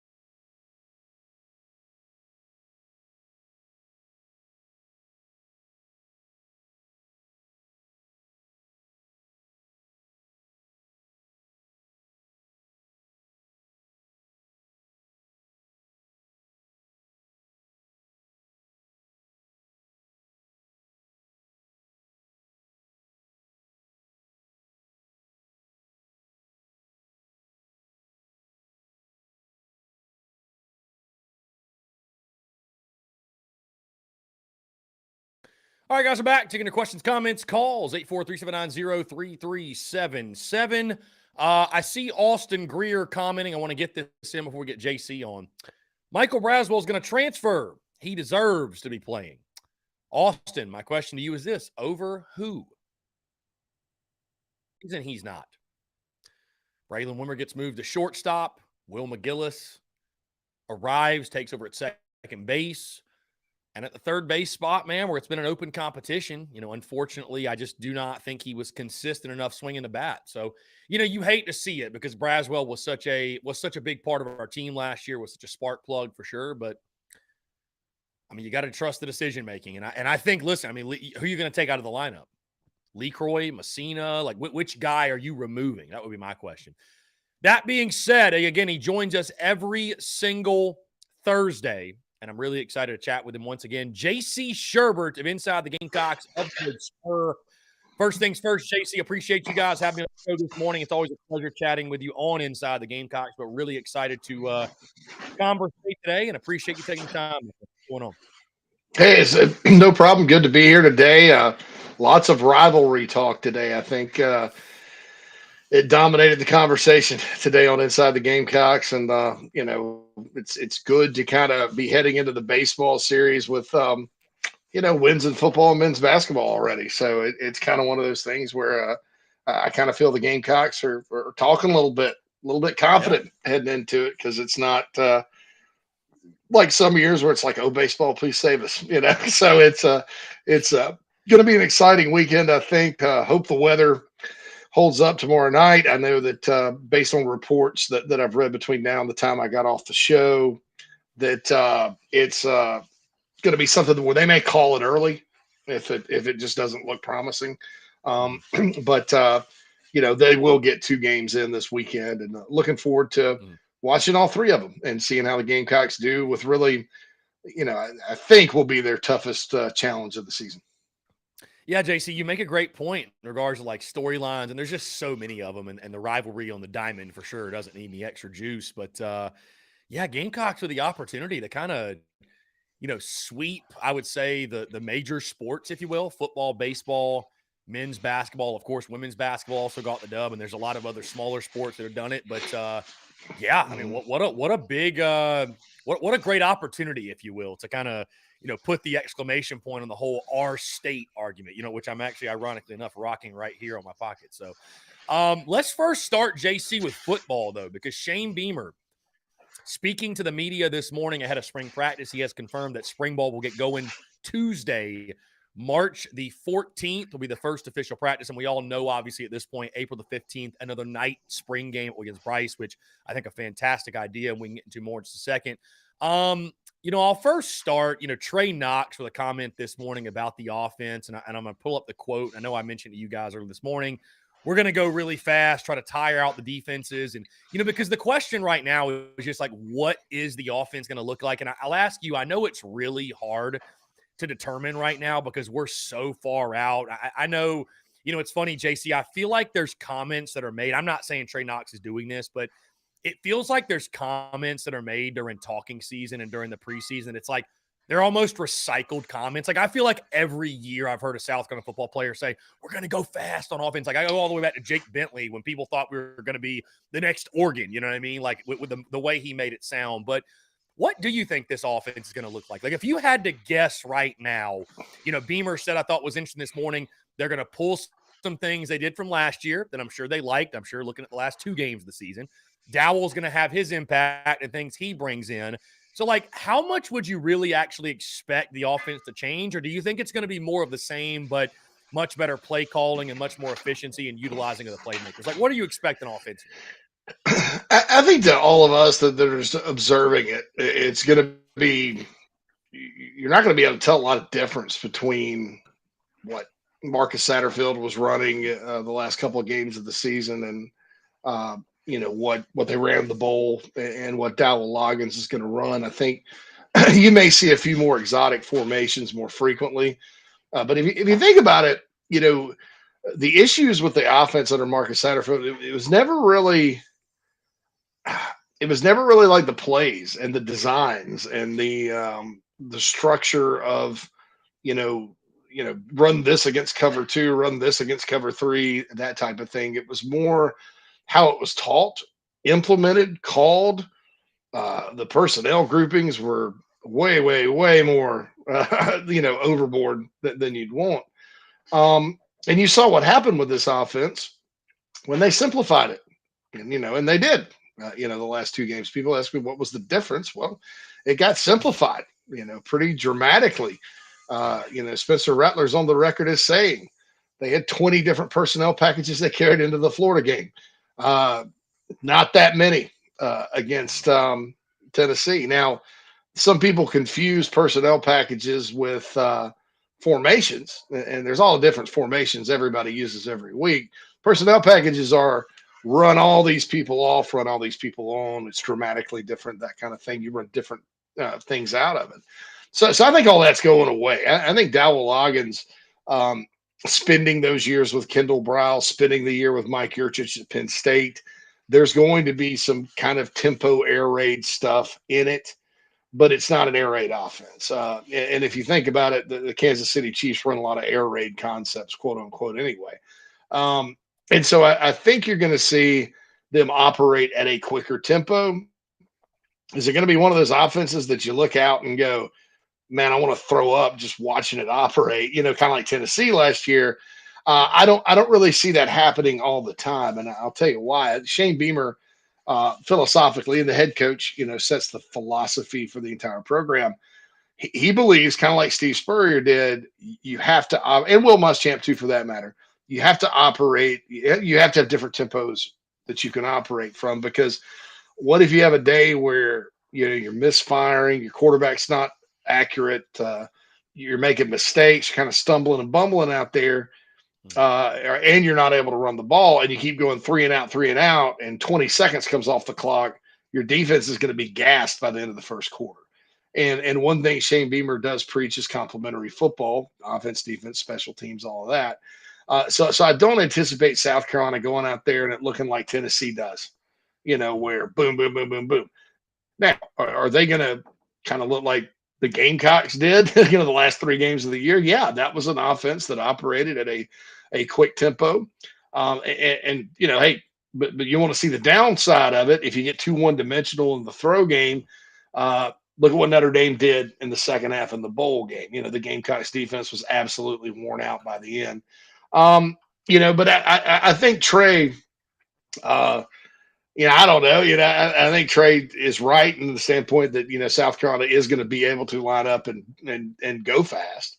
And I think that from where we'll see, it'll look a lot faster because it'll make a whole lot more sense. It won't operate at a glacial pace. I mean, just the fact they're not going to have, 12-word play calls is going to be a relief, I think, for Spencer Rattler and everybody else. Rattler even said that. He's like, I don't think we're going to have that type of word verbiage this year. But, you'll see some pro-style elements. You'll see multiple tight ends. You'll see, them spread it out. You'll see some under center. I don't think that, from just the general things we look at when we're watching a football game, you're going to be able to tell a huge difference. But I do think operationally, the quote unquote guts of an offense are going to be a lot different. And I think this will be a lot more player friendly system than last year's was the first 10 games of the year. So not a lot of check with me is what you're saying. Not, or can we throw out the phrase "check with me"? Is that? I'm not saying he'll never look at the sideline. I mean, remember Spurrier? I mean, even Spurrier did that. He was like, "Well, shoot." Of course, that was Spurrier's whole thing, is that he would sit there and read the defense, and sometimes when he's in Carolina, it took him a little while. So he's like, "Look over," Yeah. But nobody cared when when it was a completed pass, the guy was wide open. Everybody cared when he got back-to-back. Had to call back-to-back timeouts or whatever that Steve had to do when he was here. But I'm not saying he'll never look over the sideline, but I don't think, what happened last year was because they were subbing and because they were given you're almost like, why would you do that now? Because you're already giving the defense all sorts of time to get set. And in college football these days, you can't do that. I mean, it's almost a relief to some of these defensive coaches when you're trying to play it like the NFL, and you're letting them sub and letting them figure out what you're going to do, and all that happiness. I mean, I think with a quarterback like Spencer Rattler too, getting him in rhythm is so paramount. It's hard to get in rhythm. It's easier to get in rhythm when you're going fast or even at a medium tempo than when you're just, taking so long between plays. Yeah. I just recall last year being in the stadium for the Missouri game, and like you get up the line of scrimmage and they look over and you're just like, oh, audible groans. 10 more. Yeah, it's literally 10 more seconds, 15 more seconds to listen. Yeah, moving off of that, JC, I mean, I do just obviously want to highlight, because I think one of the biggest things from the presser was Shane Beamer updating the 3 players that are still suspended. He said, quote, "Still not a part of our team, still suspended. That's a university issue as well. None of the 3 are currently with us, and don't anticipate any of them being back with us at any point in the near future." JC, obviously not really going to ask you to speculate on their futures, but I said at the top of the show, I'm not sure that I'd advise Gamecock fans to hold their breath in regards to seeing those guys suit up anytime soon. Yeah, it's something it'll probably go beyond the athletics department. It's a university issue. I would say, as I said in the show earlier, it looks ominous, but sometimes you look up at the sky and, you're trying to finish grilling your steak or playing your round of golf and the sky looks ominous and it doesn't rain. So sometimes things work out. I know that knowing what I know about the situation is just unfortunate. I do think it's an honest mistake, but I also think it's a mistake that, you just don't make. So we'll see what happens. I know 2 of the 3 have a chance to be really special football players, and maybe the third too, because he's young. But I think it'd be a shame, if for some reason they couldn't make it. But I'd be lying if I sat here and said it looks great. At the very least, it's going to take a bit of time for this situation to resolve itself one way or the other. And I think it's smart of Beamer to kind of just say, "Hey, look, they're not with us. We don't expect them back anytime soon." Because you just in case they aren't, or if they aren't like we think, you want to just move forward and you want to concentrate on them not being here, as opposed to saying, "Oh, well, if they don't come back, man, we're going to be, we won't have any answers at their spot or whatever." JC, night game, spring game for the Gamecocks yet again, and it was a massive success last year. But it brings up something I want to speak with you on, because I'm not sure, and maybe there are some others that have made this analogy, if you will, or discussed this. But you think about the landscape of, I just think of it from the entrepreneurial side and starting a business, and you're only as good as you are, as you are a marketer. Like, it's all about marketing in 2023, right? You have to be able to market your product, whatever it is. You can be the best at what you do, but if you can't market it, and this goes beyond content, beyond football, this is literally any walk of life, right? Like, you're only as good in a lot of walks of life as you are a marketer. I feel like what this speaks to is, again, you look at night game, spring game, whatever. I just feel like I look at this and I'm like, it speaks to yet again that Shane Beamer is a master marketer of his football program. Like, when people ask, and I feel like it can answer the question I get so often, is, how is Shane Beamer doing this on the recruiting trail? How's he going to here? How's he going to there? How's he pulling in this guy? How's he beating out Nike? And there's different reasons, but Shane Beamer, I think at this point, it's safe to say he is a master marketer when it comes to his football program, in regards to the way he can utilize social media, in regards to ways he can put South Carolina football in positions to be featured in a national spotlight or be featured in the spotlight at all. Your just overall thoughts on that? Because, again, I feel like in a day and age, especially with social media and the tool that it is, you're only really as good as your marketing. Because, again, you can be the best at what you do, but if nobody sees it, hears about it, what have you, it means nothing. So just overall, your thoughts on that. And again, the thoughts of Shane Beamer as, I guess, a marketer of his football program. And I feel like, again, the spring game being at night, while it may sound like a simple decision, I just feel like it's kind of the latest example of that. Absolutely. And I think, it makes all the sense in the world to have the spring game at night at South Carolina. I mean, the Gamecocks under Beamer have kind of carved out a niche of being very good at home at night.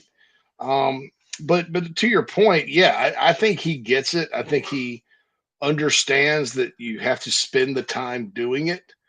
And what there's a lot of coaches that have, that are really good at marketing their program.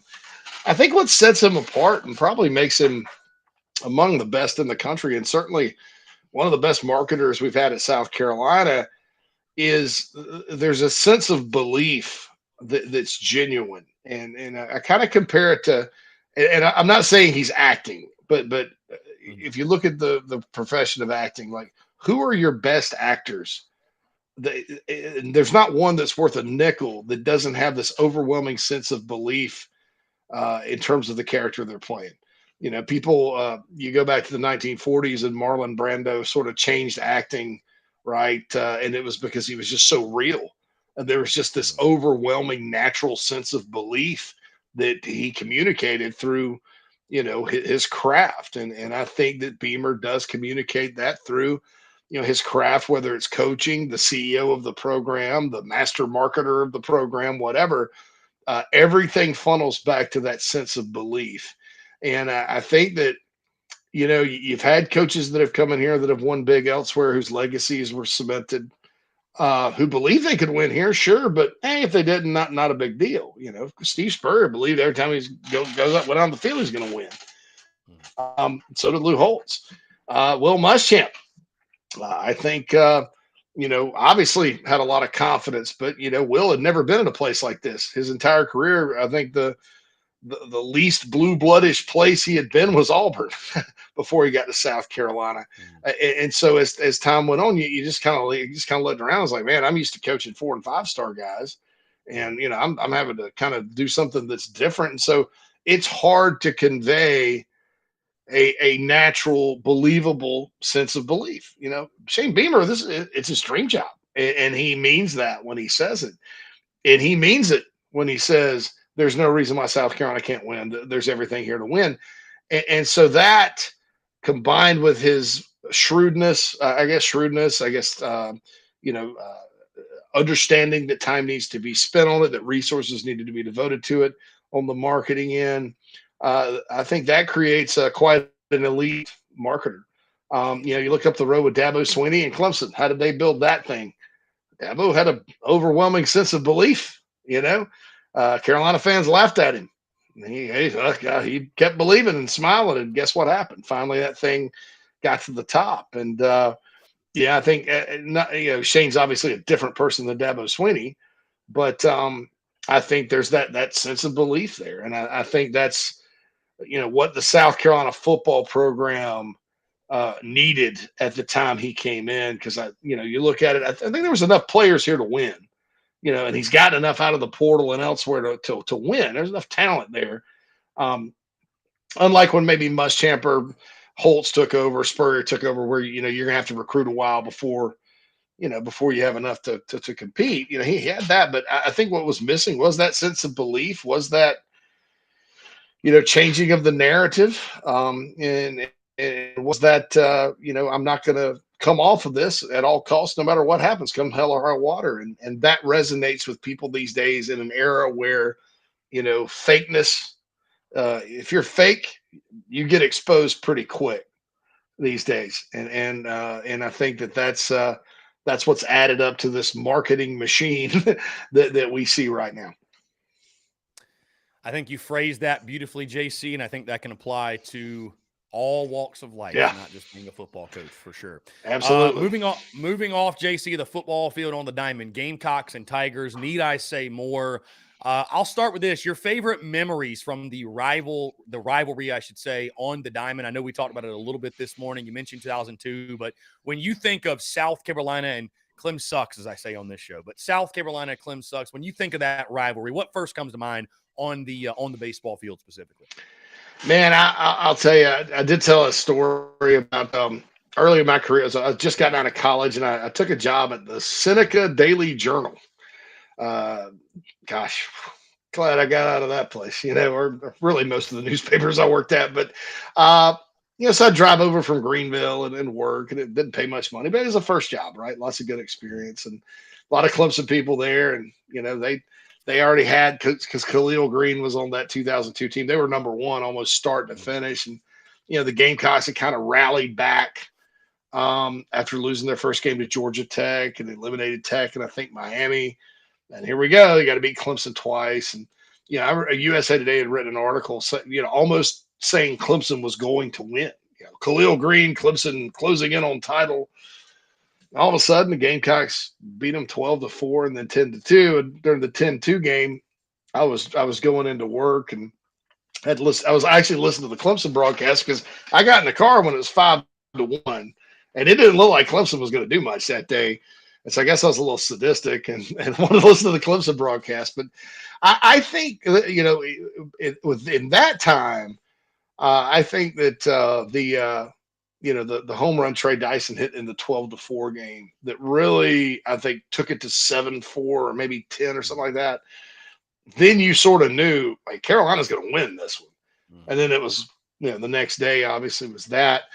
But I think that, when I really think about this rivalry, I have to go with 2010 and Michael Roth. And just in that matchup, Clemson was sort of a Cinderella getting that far, winning the first two games. Carolina, again, had lost their first game in Omaha and rallied back through. I just, I think of those games and just the confidence. Carolina didn't go in there nervous. Let's just say that. And the way Roth, I think of Michael Roth. Michael Roth's was a kid from Riverside High School in the upstate. Scott Wingo was on that team. Obviously, his dad was, a stud at Clemson. He's in the Clemson Hall of Fame. Clemson Hall of Fame, Yeah, Bill Wingo. And at that point in 2010, you just sort of started feeling the rivalry, separate a little bit. And of course, the Gamecocks eliminated them in 2012 too in the regionals in Columbia to go to Omaha for the third straight year. So I think of Roth and Wingo and that group just out in Omaha, knowing, baseball, the baseball gods, the law of averages, whatever. You think the mindset going in would have been 8 years ago, well, we had to beat them twice, and we did. We kind of upset them, and boy, they're going to get revenge this time because we lost that game to Oklahoma or whatever. And in watching all 18 innings, Chris, I don't think I ever felt that way. I felt like, and they were close games. I mean, one of them at least was. So I think at that point, that's what I think about is from Carolina's standpoint. Clemson leads the overall series by like 1 million or whatever, because South Carolina was not very good at baseball at all until like the 70s, early 70s. But I think at that point, after that, then of course the 2012 sweep was icing on the cake. I think I came to realize South Carolina in this rivalry has nothing to prove and will never have anything to prove.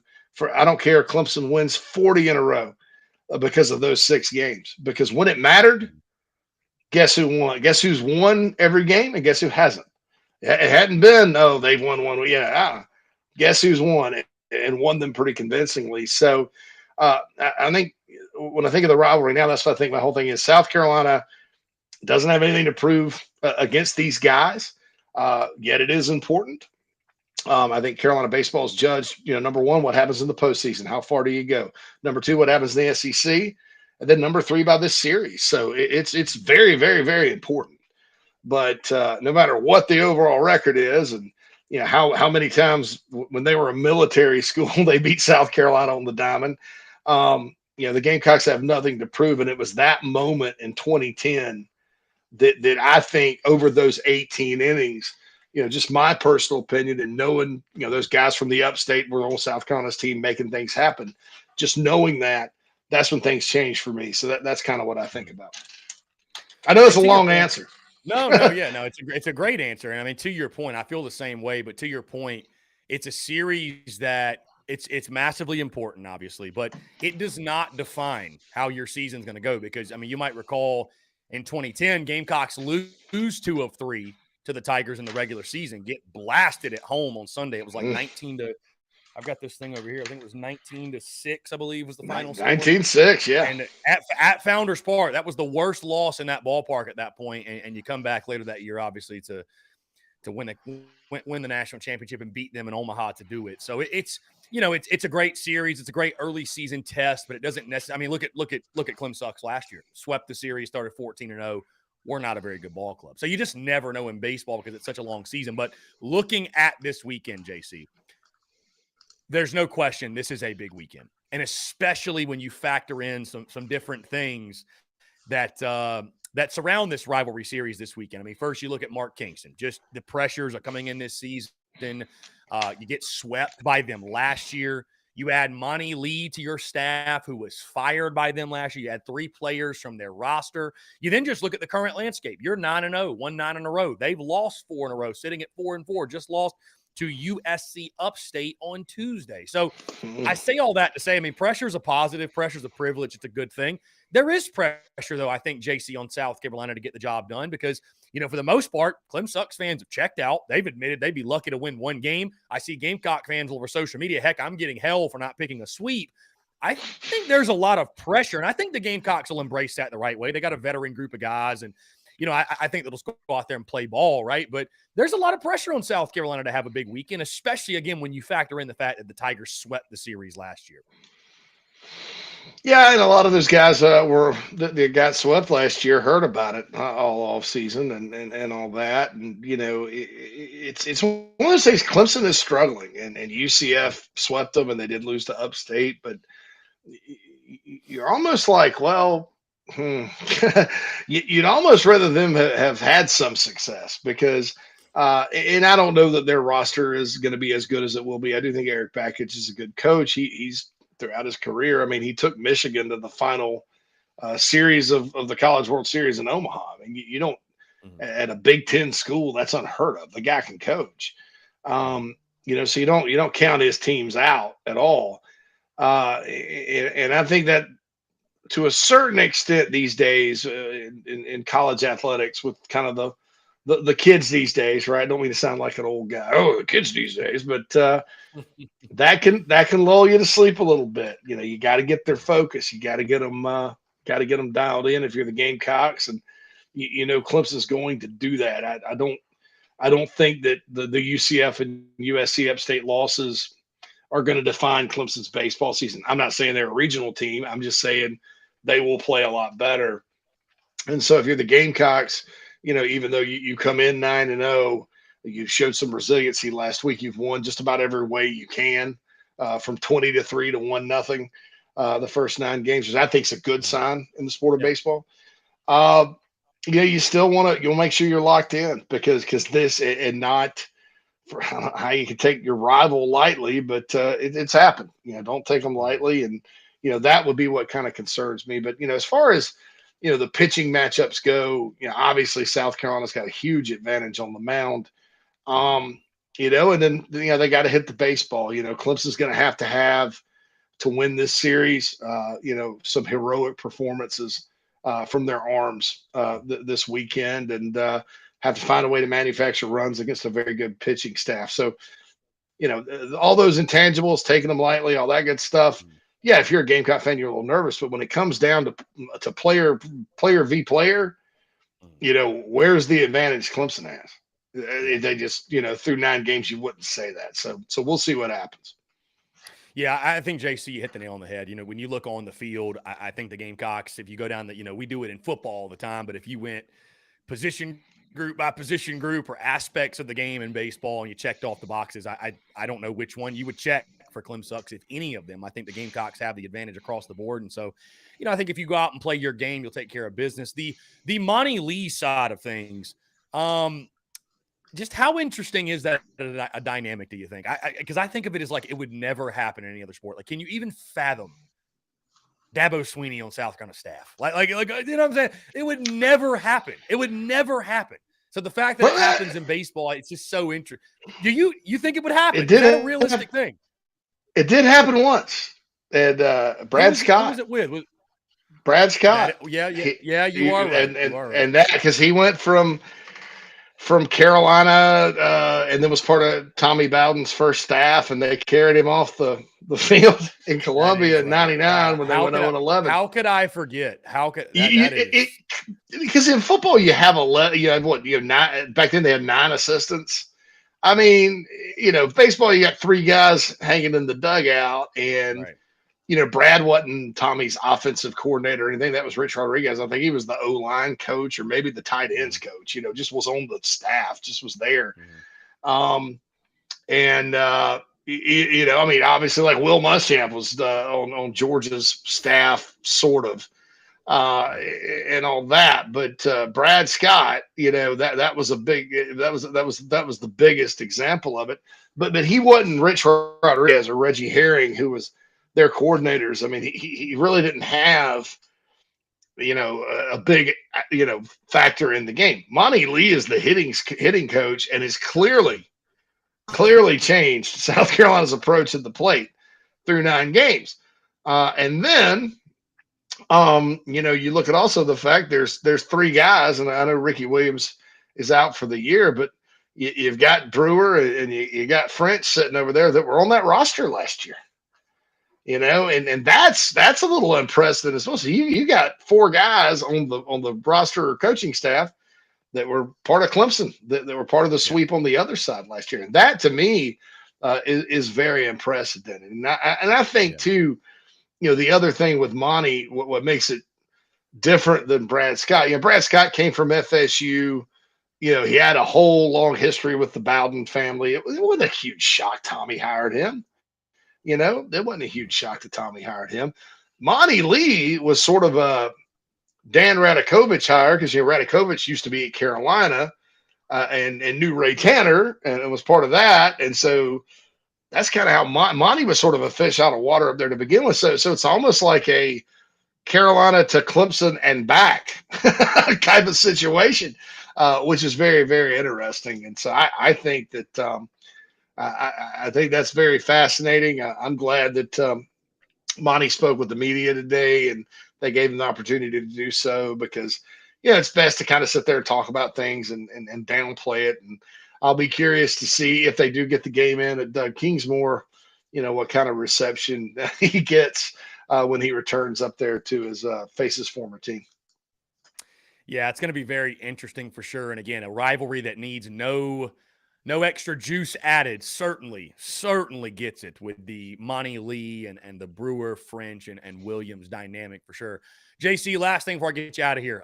SEC women's basketball tournament taking place right now. Gamecocks get underway tomorrow, noon tip. It looks like, as I'm actively checking the score, Arkansas is up by 9 with 1.5 minutes left. So it looks like, unless Mizzou makes a big comeback, the Gamecocks will take on the Hogs.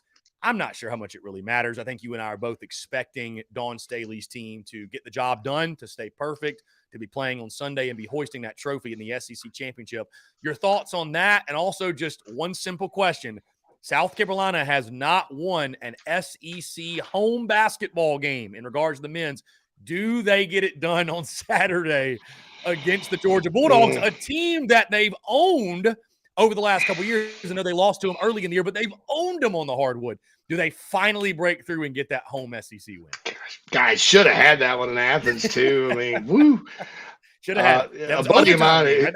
Overtime. Yeah, went in overtime. And Zach Davis had a breakaway layup and lost the ball in Athens to win it at the buzzer. Yeah, my buddy, and I don't know if this is indicative of how Georgia fans follow basketball or not, but Aaron or Hayden Brown was playing a pretty good game in Athens, and he was at the game with his son. He says, "Is that Michael Carrera still there?" I was like, "No," because he thought Hayden Brown was Michael Carrera for some reason. I don't know why. I don't know, man. I'd like to see them win, because I think that, hey, everybody wants to beat Georgia, Tennessee, Clemson in every single sport, right? But 2, you don't want to go 0 at home winning basketball games in the league, and then if they lose and then go out in the first round of the SEC tournament, and really, actually, even if they don't, if they won't avoid this, they will set a school record for losses. 21 is the record. If I'm not missing some team from back in the 40s, but I believe 21 is the record during the SEC era. It's happened twice. Eddie Fogler in '99, and then Darren Horn his final year. Both lost 21 games. So, as mediocre as it's been in this sport, you haven't had very many like just atrocious seasons, and that's not a great way to start if you're in your first year and all of that. Having that, well, what'd you do your first year? I set a record for losses, and I think these guys have tried hard. In most games, I mean, the effort's been there in most games. I'm not going to say all because it hasn't been, and we know that. But I would hate for this group, to kind of have that hanging around their neck. I would, I'd prefer to see them maybe just tie that record than set it. Yeah. For sure. We'll see how it plays out. JC Shurburtt, Inside the Gamecocks, the Big Spur. Again, check me out on his show every Thursday, 11:30 until right before noon. And then we have JC on, of course, every Thursday, 1:15 until about the end of our show as well. JC, I appreciate you taking the time, man. It's going to be one hell of a weekend.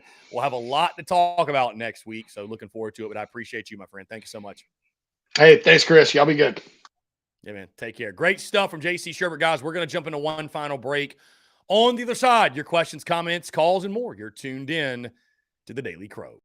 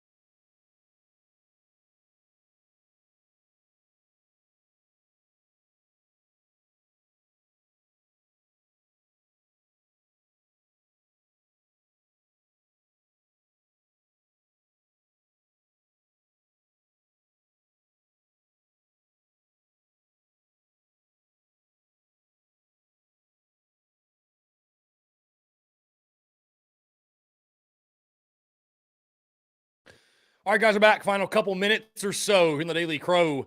Bruin Nation brings this up. How about this? Former Panthers owner Jerry Richardson has passed away today. Unreal. I mean, he was old.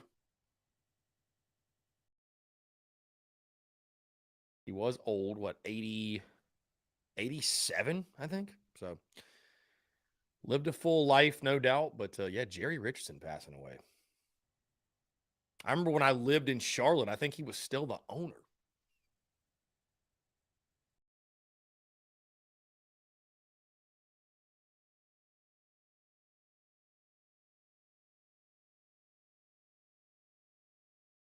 Anyways, guys, 843-790-3377. If anybody wants to try to sneak a last-minute call in, I appreciate J.C. Sherbert taking the time to chat on the show. Really, really good stuff. Let's see. It looks like Arkansas did indeed get the W. Yes, 85-74. The Gamecocks will take on the Arkansas Razorbacks at noon at Bon Secours Wellness Arena. So it is officially set. Gamecocks and Hogs will do battle at noon. So looking forward to it. Looking forward to it. Anyways, guys, appreciate y'all. Let's see.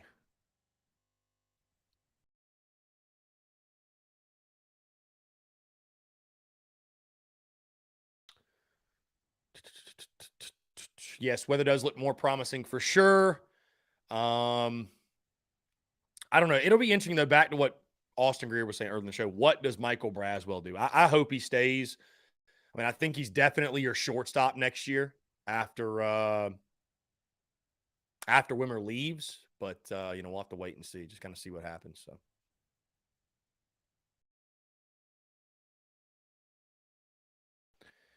Anyways, a couple minutes to go, guys. Be sure to check out the podcast that dropped this morning. Great combo, by the way, the Mike Rooney of D1Baseball.com. Mike Rooney of D1 Baseball. Great conversations. We talked Yardcocks, SEC baseball, college baseball as a whole, Mark Kingston, projections for this year's team, all that good stuff. So, again, highly suggest you guys check that out. And, yeah, fantastic show. Breaking down everything you need to know with the Clem Sucks series this weekend. Also talk some men's basketball, women's basketball. Really, really exciting as we go into this weekend, a big, big weekend in Gamecocks athletics, obviously. So, guys, again, appreciate y'all. Thank y'all so much for everything. Like I said, we'll be live tomorrow. Hey, don't forget, tomorrow, 10 to 12, not 12 to 2, because Gamecocks women's basketball tips off at noon. So we're moving TDC up 10 to 12 instead of 12 to 2. But, of course, we've also got our live stream watch-alongs all weekend long for the baseball series. Going to be a blast. So be sure to stay tuned for that. But 10 to 12, get your coffee and join us here on TDC as we'll take your questions, comments, calls. Guys, we've hit 2 o'clock. Appreciate you all tuning in. Thank you all so much. Have a great rest of your Thursday, and we will talk to you all tomorrow.